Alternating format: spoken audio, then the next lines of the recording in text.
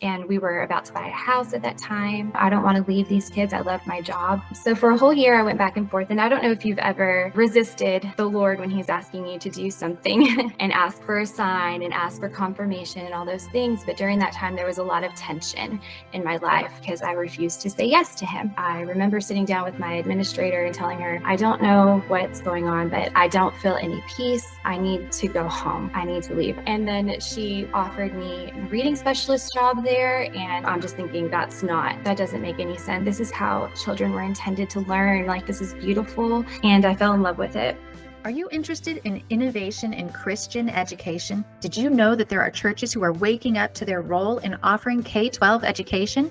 They are doing so by opening their doors to offer creative Christian learning environments, providing low-cost, simplified private school options. Many of these learning environments, such as microschools and hybrid schools, offer support to the homeschool community while offering an escape route for students who've been trapped in the public schools and want a way out. Pastors everywhere are realizing that it is time to activate their church and assume their rightful place in discipling our children in the Lord. Not just on Sunday mornings, but Monday through Friday. They are opening their doors and starting unique schools. It is wise to do so. Otherwise, what are we doing? For far too long, Christians have relied on the government to educate our children. This ought not be. We can do better, church, and I can show you how. Wise and Otherwise highlights the successful church and school partnerships. We will learn from pastors who are getting it done and school founders who are on a mission to expand the kingdom of God through K-12 education. Come on, let's enter the arena of K-12 education and redeem it for the glory of God. I have with me today Mellissa Mendoza. She is with Servant's Heart Leadership Academy. Mellissa, thank you for being on the show. Tell us where you are from and a little bit about what Servant's Heart Leadership Academy is. Then I'll ask you some more about the background and how you got here. Sure. Like you said, my name is Mellissa Mendoza, and I am the director of Servant's Heart Leadership Academy, and it is a nonprofit 501c3. We house a school that is kindergarten through 12th grade, and we don't have as many high schoolers as we'd like to, but we're getting there. And we also organize youth outreaches, and we really want to encourage community service within our school. So that's what we're about. But our goal is to provide a safe and positive atmosphere in which the youth can be equipped with skills and principles and values that will lead them to become successful and productive members and leaders in their home, in their churches, and in their community. I love that. I love that. And it seems like you have a strong focus on outreach and on leadership and on servanthood. So how do those two things go hand in hand, servanthood and leadership? Absolutely. Well, Jesus, as we know, he said he did not come to be served, but to serve. And so Servant's Heart Leadership Academy has a backstory of just the passion that the Lord has put into mine and my husband's heart to serve the community. And I didn't get to answer your question about where we're located. So I know you guys are based in Kansas. We are actually out of Texas. So our school is located in Gun Barrel City, Texas, which is the most Texas-y name that you can come up with. And it is about 45 miles out southeast of Dallas. Our area is based around Cedar Creek Lake, which is the district here is Title I schools, and the research that we've done around our community is a lot of our kids here come from broken homes, come from homes of alcoholism and drug addiction. And I'd love to share my story of how the Lord moved in our heart for the youth of our community. Yes, please do. I'm sure that had a lot to do with why you are doing what you're doing and why you decided to start your school. So I'd love to hear more about your background there. Sure. It was never part of my plan to start a school. It wasn't even on my mind, on the radar. The Lord really moved us there. So I always wanted to be a teacher, and I wanted to encourage kids, especially the ones who felt unseen or misunderstood. That's kind of how I was in school. I was very quiet, and I didn't have a lot of confidence in myself. And the Lord taught me at an early age, as actually a young adult, about how all of us are truly made in His image and that we are gifted in some way, and every single one of us has a strength and a purpose that He wants to use. And so, if I would have known that when I was a child, it really would have helped me and pushed my life in a different direction in my teenage years. And so, when the Lord got a hold of me, He really put a passion in me for encouraging the youth of our community. So I'll go ahead and take you through some of my story. So it became my mission to serve my church community. So I was involved in a lot of church ministry, but my mission also was in the public school. So I entered public school, taught third and fourth grade for about 6 years. And during this time, this is around the same time I met my husband, and I really want to tell you his story because some of his story, because it's a huge part of what we're doing with this school. He comes from a very broken home and a childhood full of neglect. And when he was young, there were a lot of strangers that put so much good into him and were kind to him and noticed him and showed him the love of Christ. And on the other side of his salvation, when he came to know the Lord, um, he made it his mission to serve people. And when we first met, I still remember him going to grocery stores and helping the elderly. He would help them load up their cars with groceries, and he would put their carts away. He was visiting the women's shelters to deliver roses and treats for Valentine's Day and Mother's Day. And service and our love for our community and serving people is what really brought us together. And I remember talking with him about like our visions and our dreams. And one of the things that we wanted to do was to go into communities and neighborhoods where no one wanted to be and set up a place for families to come out and play games and eat and get treated kindly and give them the gospel. And it was this huge dream of ours that the Lord had put on our hearts. And that's what really united us together. So fast forward to public school, my husband and I did everything that we could in the classroom to meet the needs of the children there, whether it was emotional or physical. I still remember him packing an extra lunch. When he would make our kids lunch, he would make an extra one for one of our students who was caught digging into my cabinet because he was still hungry after he had his lunch at school.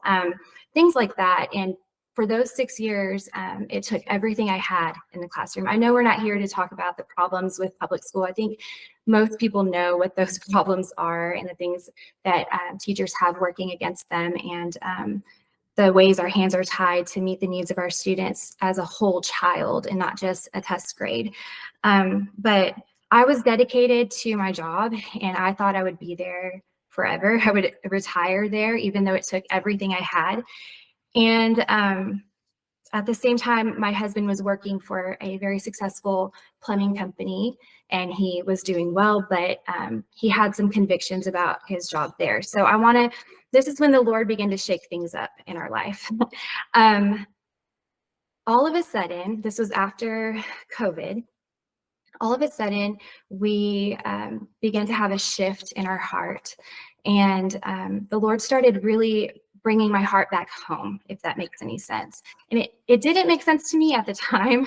Like I said, I thought I would be serving kids there in the classroom forever. And he was drawing my heart to be with my family at home, and I wrestled with him for a whole year. I didn't understand the why. There were some fears. If I left the public school classroom, what would people think? How would I support, how would we pay our bills on one income? And we were about to buy a house at that time.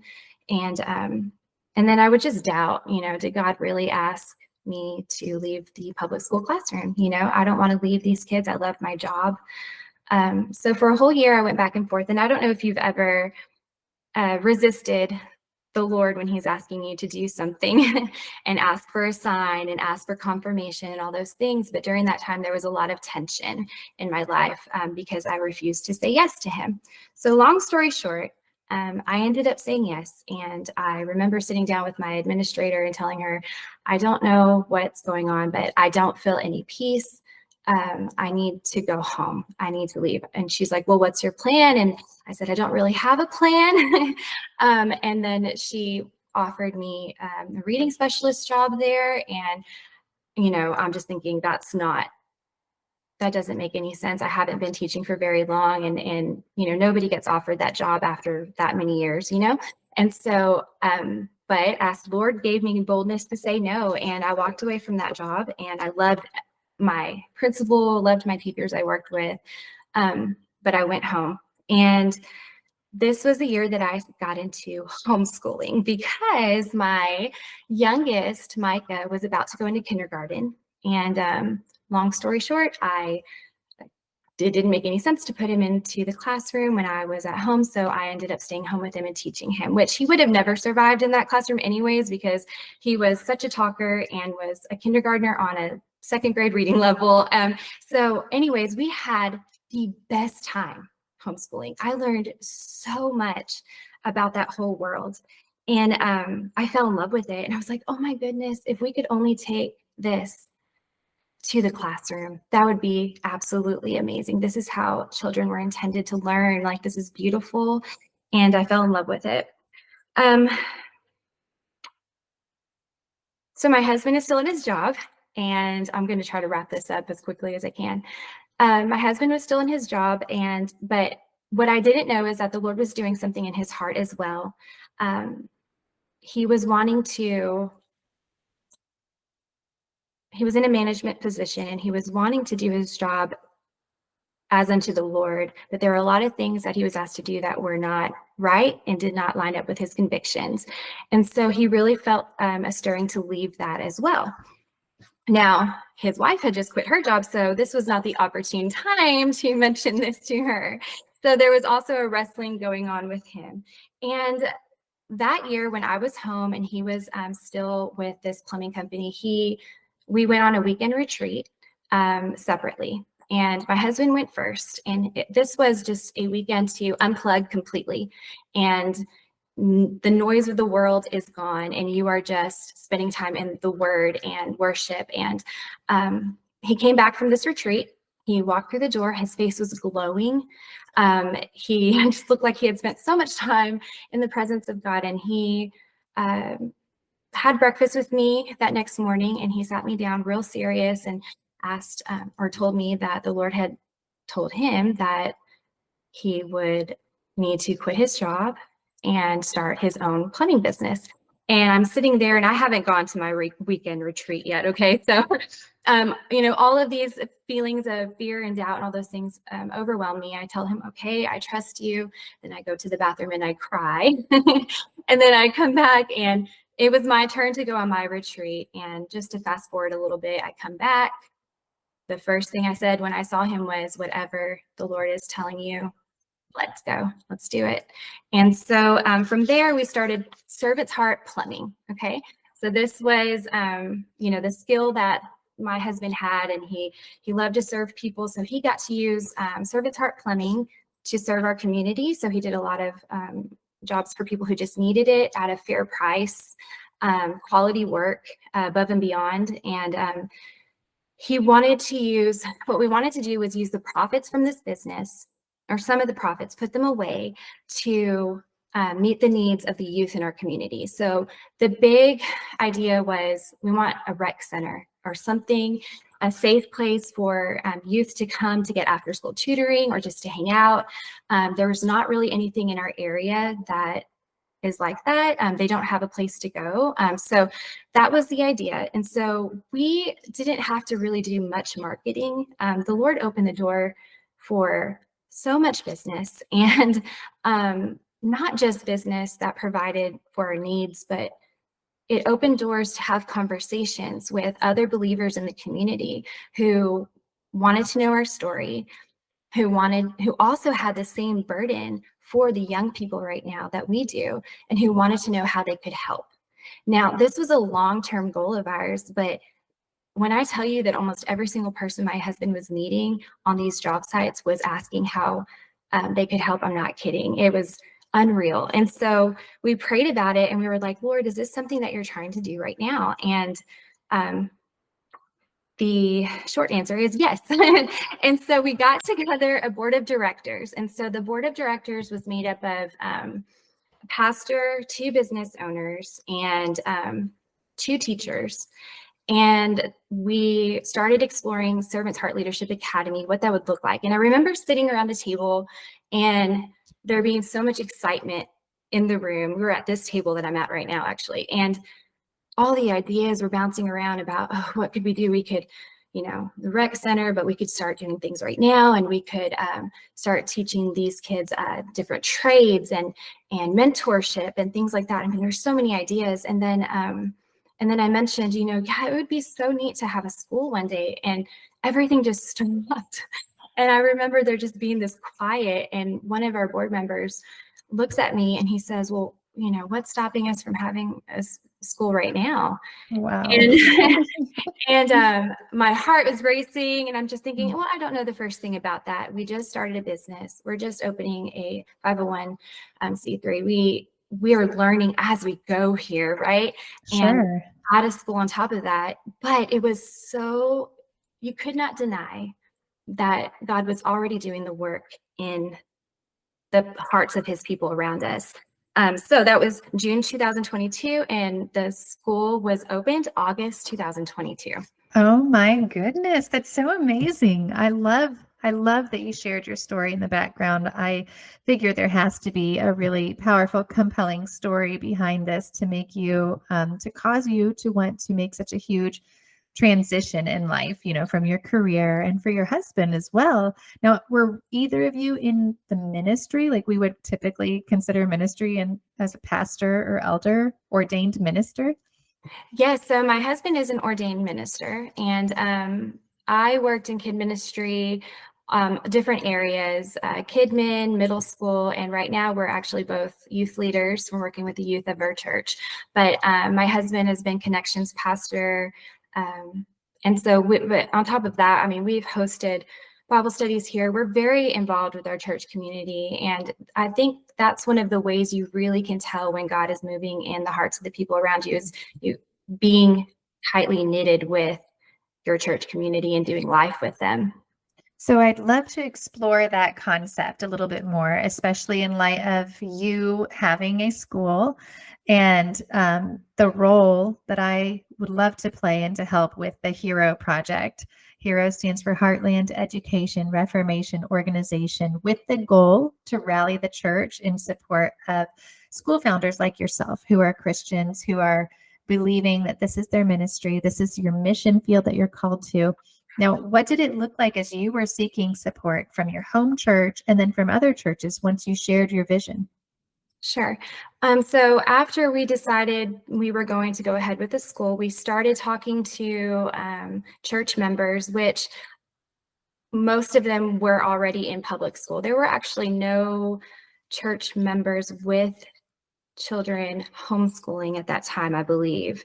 But they were already expressing their concern, especially, after that year of COVID and how the way we had to go back with the mask and the mandates and things. So um, they were already there. And so when we announced the idea of a school, I remember it being at a church service, and I had several parents come up to me immediately from our own church. So we started there, and they were, I didn't have to do much convincing. Obviously, they wanted information. Obviously, I had to ask for a lot of grace because I was learning as well.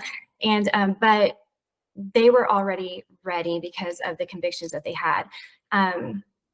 So our first year, it was 9 students, and most of them were from our own church. But we also had one student whose parents owned a local restaurant, and they caught wind that we were doing a school, and they were like, well, they didn't attend church, but their son is always asking about the Lord, and would we take him in? And I was like, absolutely.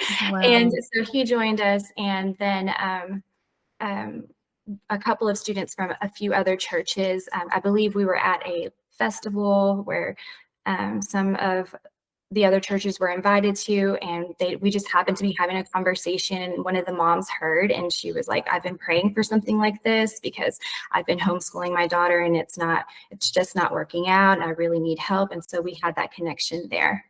Oh, I love that. I mean, what an answer to prayer for you to have that confirmation to hear from a mom who says you are an answer to prayer for her. I love how the Lord works that out. It's like Yeah. you might be like, okay, Lord, am I hearing from you clearly? And then you get confirmation after confirmation from parents who are saying, thank you for doing this. Like, this is exactly what I've been needing. And I can relate to that homeschool mom who's like just telling you, thank you, because I've been homeschooling my kids for over 10 years and I have 6 of them. And little by little, like my older 2 are in a private school right now. And my younger 4, honestly, I'm still trying to figure out how much support I can get and what that looks like. So it's absolutely a ministry. Like I can speak from experience, knowing that this is something that is needed out there. So I'd like to kind of go back to this idea of the church partnership and what exactly, like in what ways would you say your home church, your congregation is supporting you? Does it look like financial support? Are they helping with volunteers? Do they provide any scholarships or funding for students to attend? And then if it's not from your home church, I think you'd mentioned you'd visited some other churches and kind of shared this vision. So what response have you been getting from the church? So our church has been so gracious.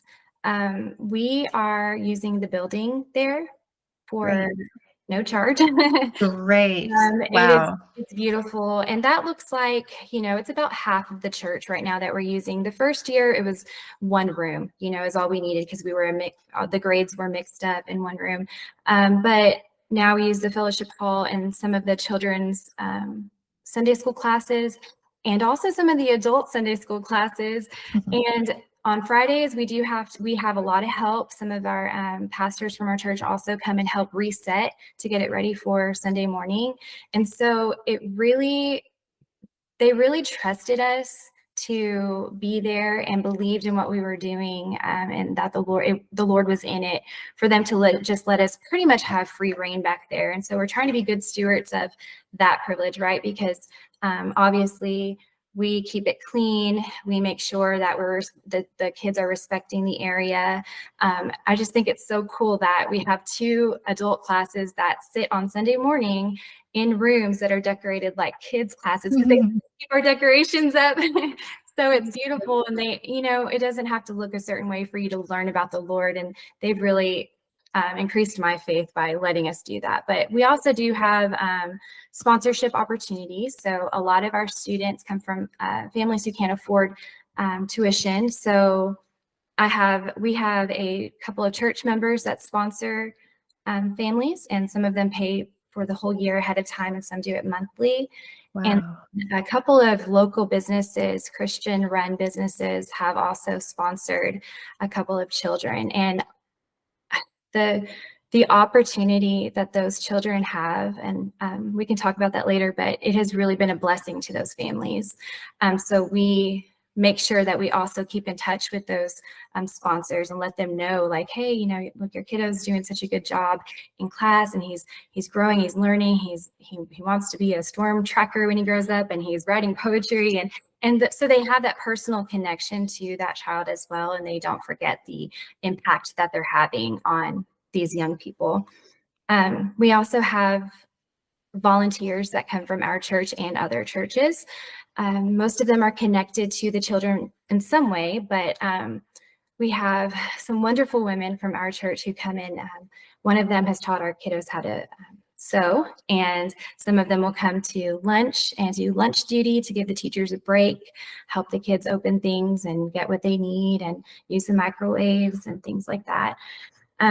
We also have just donations. People from our church and other churches have donated quite a bit. Actually, this month is the month that one of the churches that we went to is going to be voting on whether or not to take our school in as a missions project. So Wow. here's for that. Yes. That was one of our presentations, and it went well. But we do get Every time we talk to people from other churches or communities about what we're doing, we do get questions, and it's very easy to want to try to operate in a way that pleases everybody, and you want to come off as meeting everybody's needs, but the truth is you have to remind yourself a lot that this is what the Lord has asked us to do, and we can only please him. Sometimes we can go and stand before people and say, we're nobody. The Lord asked us to do this. And if you're also feeling the call and the burden for the youth, and pray about it, and if the Lord is asking you to, well, then come and join us, and let's see how you can help us and support. But then you have to be brave enough to not let the naysayers kind of get you down and get you doubting. So that's part of it too. So I just wanted to throw that in there, because it's wild, and not everyone's doing it, and not everybody understands, and that's okay, Thanks again for listening to this episode of Wise and Otherwise. We'd like to ask you to take a minute and please rate and review our podcast so that others can learn more about us, and just to continue to show your support for this work that we're doing. It would mean so much. So please, if you're on Spotify or Apple or YouTube, take a minute and give us a good review. Thanks.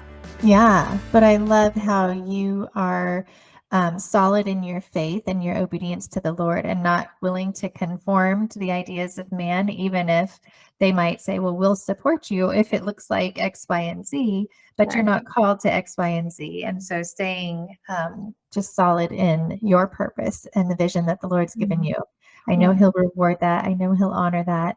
And it's exciting to see the ways that that's already happening.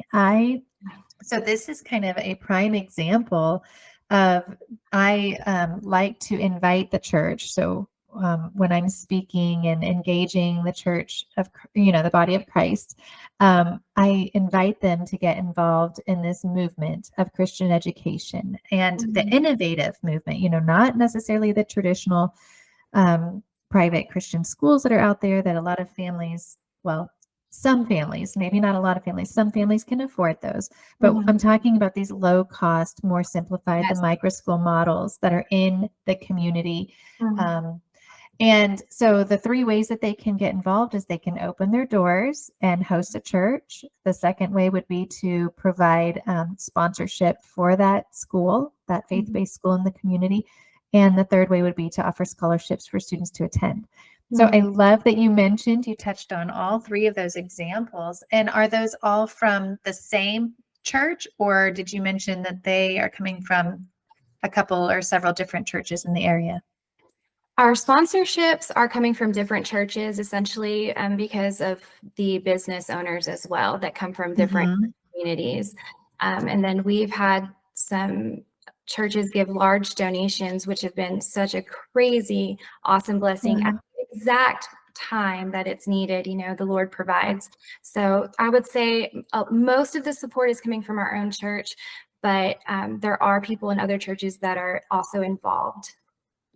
Yeah. And what can you say to those churches or pastors that might be considering, why should they be concerned with this? And when it comes to K through 12 education, do you view that as a ministry opportunity? Absolutely. I think it's important as believers in general to really pay attention to where God is moving.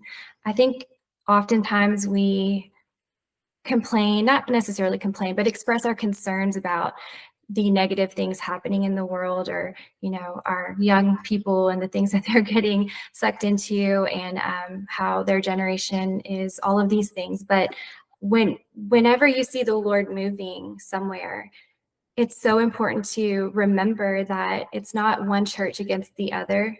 The body is the whole entire body of Christ that is nationally, worldly connected. And I think sometimes we segregate ministries into different church buildings, and they're doing the food basket ministry, that's that church's ministry, or they have a school, that's their ministry. But really the way it was intended was for us to all be one, And when we can, and I'm seeing that in our community, that walls are being broken down, especially between youth groups. And we're seeing the Lord move, even in public school. He's doing some things in our young people, and it's beautiful, but it's all about getting over this idea that our church does this, your church does that, and coming together in what the Lord is doing and supporting each other. Yeah, it's beautiful. I do believe it's honoring to the Lord when his body works together. I believe it's First Corinthians 12, and it talks about all the members of the body and how we're not all to be an eye or a hand or a foot, but we're working together for the common good. Right. And what better opportunity, what better ministry and way to be relevant in your community than to offer this education for our children, a Christian learning environment. I like to refer to them as creative Christian learning environments. Right. Not all of them are micro schools. Some of them might be a full-blown 100+ students. Sure. Some of them might operate 5 days a week. Some might just operate 2.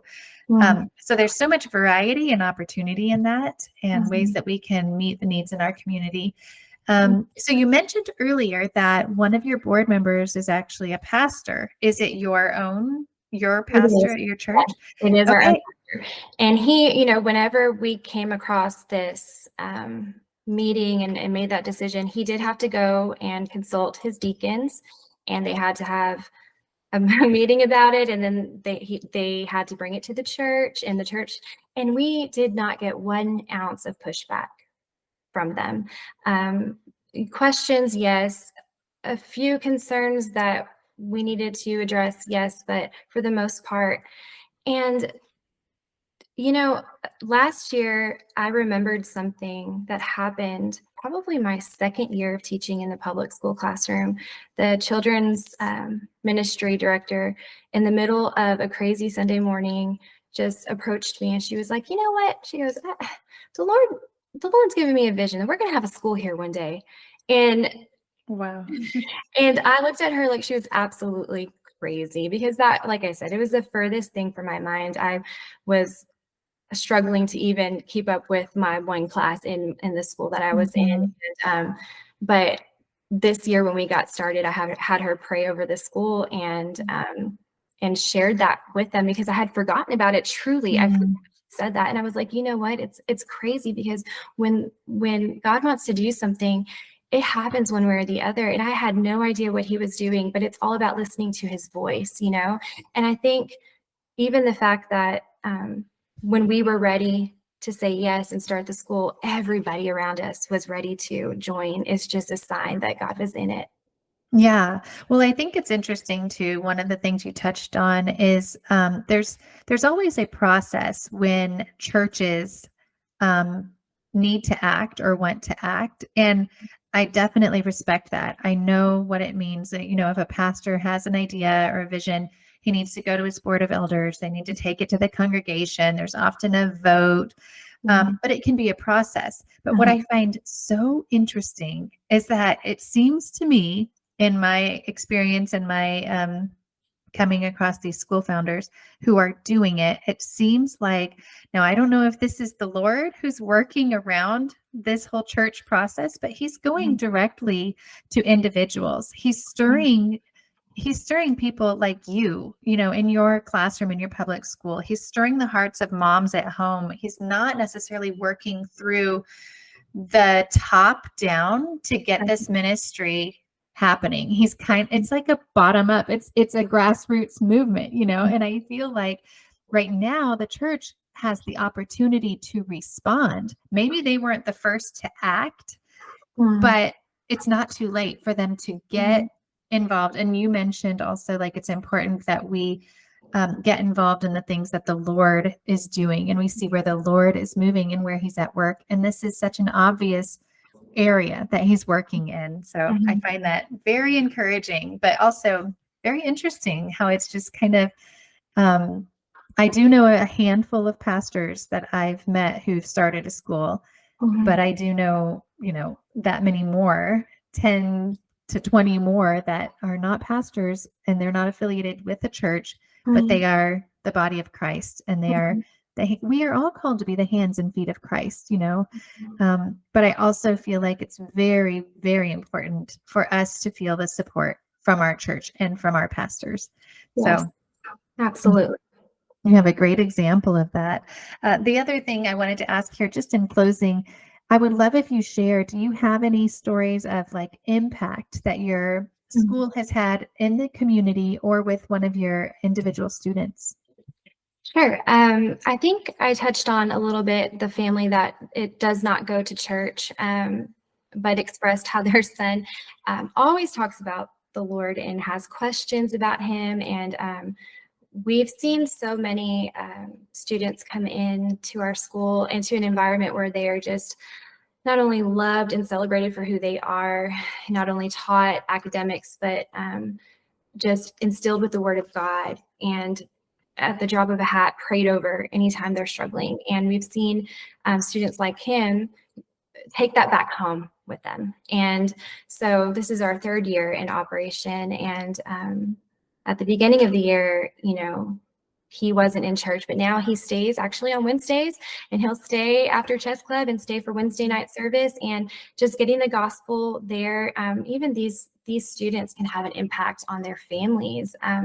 I'm also seeing one of our families comes from, the mom is a widow, and her students were struggling in the public school classroom. Both have dyslexia, speech issues, things like that.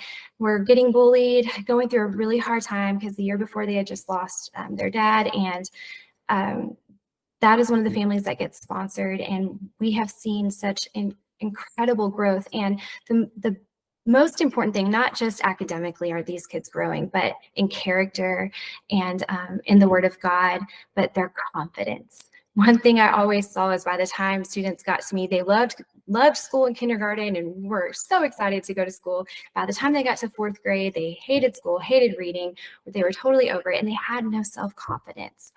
They struggled with their self-identity, and they cared so much about what other people thought. And I watched these two kiddos walk around our school fully just themselves. One of them is a beautiful artist. She is amazing at drawing, and she has blossomed this year. So just to be able to partner with the church to give families like that an opportunity, especially a family like hers, and she aims to raise her kids in the admonition of the Lord, and we're able to partner with her in that, is a beautiful thing. Several stories of just parents saying, I don't know what you guys are doing there, but my child comes home happy and kind. They're being kind to their siblings, and they're asking questions about God, and they want to read their Bible, and they want to pray, and things like that, where maybe if they had not had that opportunity, they in the public school classroom may not have presented those things for their families. In a way, I'm seeing so much fruit, and it's hard because sometimes there are hard days. They're very difficult weeks. It's an up and down roller coaster sometimes, but then the Lord is so faithful to, show us, hey, keep going, because look, there is fruit being produced in this. You are being used, and this is having an effect not only in families, but also, it's encouraging these parents as well to be more involved in their church community. When they're being blessed by what the school is doing for their children, it kind of stirs them to want to give back. And the way we're seeing that is they're getting involved in ministries they weren't involved in before, or they're offering to serve, coming to, for nothing, coming to clean bathrooms or help clean the church in the school. And so it really is beneficial also to our church. I love it. That's so great. So where do you see things going for Servant's Heart Leadership Academy? Well, I could not have seen it getting here, so I don't really have a long-term plan. We take it a year at a time, but right now I would love to see us be able to reach more families that are not able to afford an alternative schooling for their children. I'd love to see us have a building in which we can operate at, because we are outgrowing the part of the church that we are using at the moment. And I know the Lord will provide one way or the other. But what we've been doing, working with service projects, or creating service projects, I'd like to see these children being raised up in this school become leaders in their community and start taking the initiative to serve their community on their own. And I'd like to see more partnerships with churches, other churches, and that we can come together and really reach the Cedar Creek Lake area for the Lord. That's so great. Yes, I would love to see that too. I would love to see more support from the church. So Yes. if anyone who's listening, or listeners, if they would like to learn more about your school, where can they go, and how can they get in touch with you? Sure. You can go to servantsheartleadership.com. And all of our information is there if you want to find out more about what our everyday looks like in the classroom, and the different projects that our kiddos are working on to serve their community. All of that is there. And there's also a way to give through that online portal if you'd like to make donations towards our school. And we can also be found on Facebook, and it's Servants Heart Leadership Academy. And those are more daily updates and announcements about what we're doing as far as fundraisers and events for our children. So wonderful. Well, Mellissa, thank you so much for being on this show. I pray blessings on your school and on you and your husband and your family and all of your efforts. Thank you so much for being obedient to the Lord. Thank you so much. And thank you for what you're doing. All right. Thank you for my listeners for joining, and we will see you next time.